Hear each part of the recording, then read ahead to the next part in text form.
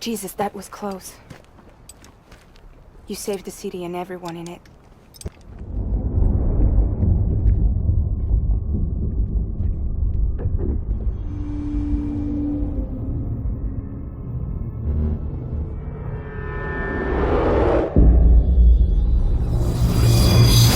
Higgs. Sam, what's wrong? Fragile. Son of a bitch, it was him. What are you talking about? The package I picked up for you, the one from Lake Knot. Hold on, I wasn't expecting any package.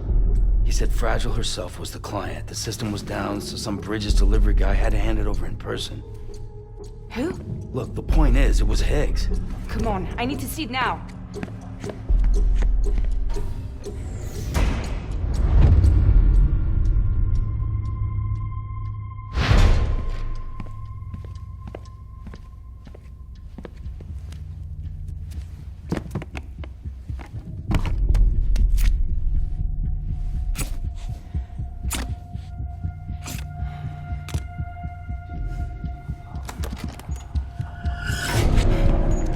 It's a nuke! Not again.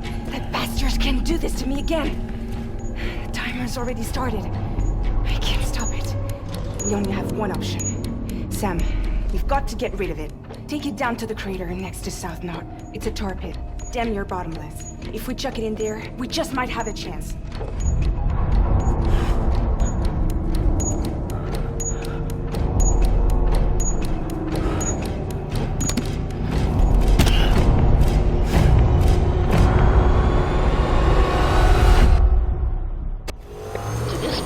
What I've said could be imputed to be just talk about a superb psychedelic drug.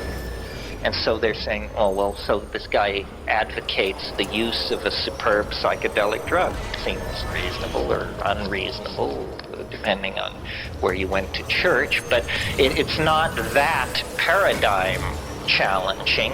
But what is paradigm challenging is the content of the experience. The content of the experience is completely mind-boggling, completely befuddling. I don't know what we're going to do with the content of the experience, because fully gotten out and fully discussed and fully realized, it's not going to leave one brick upon another in the cheerfully naive edifice that our half-baked civilization has erected as universal truth. Science is not going to be able to survive the encounter with the psychedelic experience, because it is not an encounter with the Freudian, the repressed memories of your miserable and battered childhood or whatever it is you went through. And it isn't even an encounter with the miserable memories of the battered childhood of the human species that we all went through, a la Carl Jung. That is all there. But that's in the hallway where you hang your hat and the antechamber where they take your coat. The main event, folks, doesn't even have anything to do with the psychology of human beings. The main event is another dimension. A dimension so bizarre, so titanically peculiar, so strange, so unanticipated by our language, our history, our literature, that it is literally like the discovery of another world. And there's life in that world. Now, a funny thing about discovering new worlds is that you usually, when you get the new world all mapped out, you usually discover that there's somebody living there. And for them, it's not the new world at all. And, you haven't discovered anything. You've just shown up in the middle of their scene with a distorted rap, sort of like Christopher Columbus.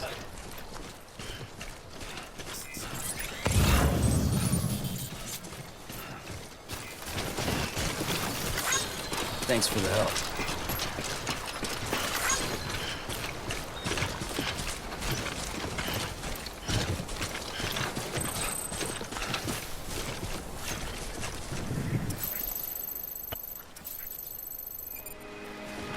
The first thing that happens is that there is a sense as though all the air in the room had been sucked out. All the colors brighten. This is that increase in visual acuity. All edges become sharp. Distant things stand out in their clarity. This is at 1 toke.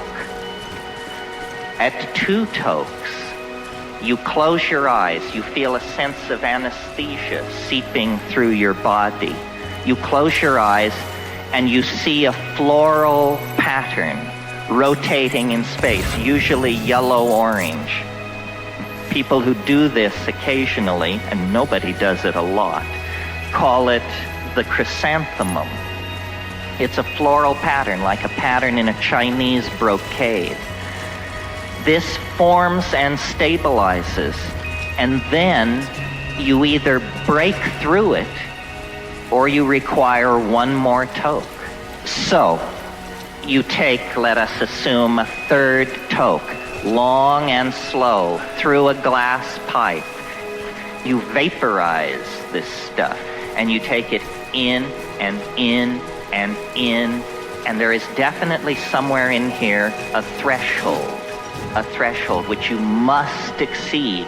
And when you do that, this membrane-like thing, this chrysanthemum, will actually part, and there is a sound like the crumpling of a plastic bread wrapper or the crackling of flame.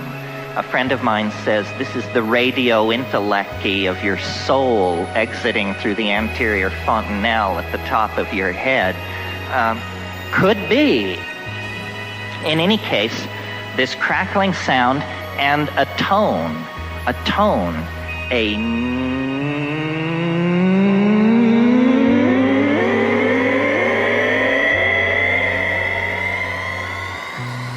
and then there's this impression of transition, and you're now 20 seconds deep into this experience. There's an impression of transition. It's as though there were a series of tunnels or chambers that you are tumbling down, being propelled by some kind of muscle behind you that is pushing you. I mean, yes, birth canal, yes, of course. But anyway, a tunnel, and what I've noticed about this tunnel is the walls and ceiling flux and come down to meet each other, and where they touch, they pull apart with a...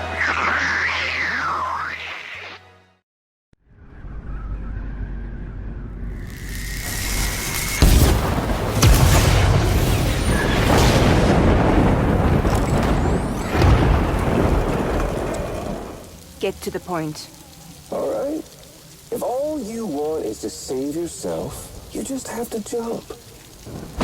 However, if you want to see this altruistic streak of yours through, then you'll have to carry my nuke to the bottomless pit and toss it in. Oh, sure, you'll be the city's savior. But you will have to walk naked through timefall to do it. Trade a lot of your time for a little bit of the city's? Hell, seems like a fair exchange to me.